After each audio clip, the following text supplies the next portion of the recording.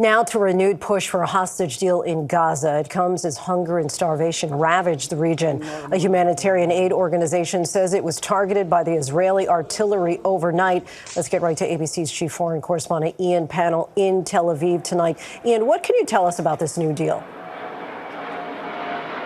Yeah, so Steve Witkoff met with the families of hostages still being held. It was a closed-door meeting, but we've managed to obtain some of the audio from it.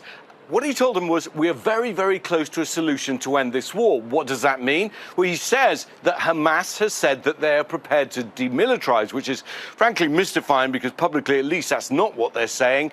He also says that there's a plan to bring all hostages home at once. Again, mystifying because they're struggling to bring even small groups home over the last few weeks.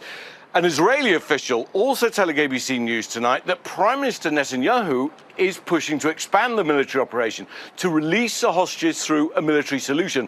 Is that America's solution? We don't know at the moment. The hostage forum that represents the families says Netanyahu's leading Israel to doom. Lindsay? And Ian, while we have you, Witkoff is also planning to meet with Russian officials as a deadline for a ceasefire approaches. What can you tell us about that?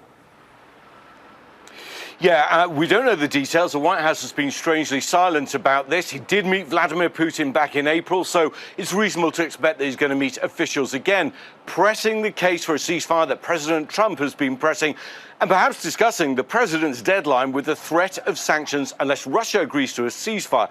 That deadline comes into effect next Saturday. There's so far no signs of Russia being concerned by it, escalating its bombing of civilian areas, which the president recently described as disgusting. Trump also recognizing the limitations of trying to pressure Russia with sanctions, saying, I don't know that sanctions bother him. Lindsay? Putin seeming to shrug them off at this point. Ian, thank you.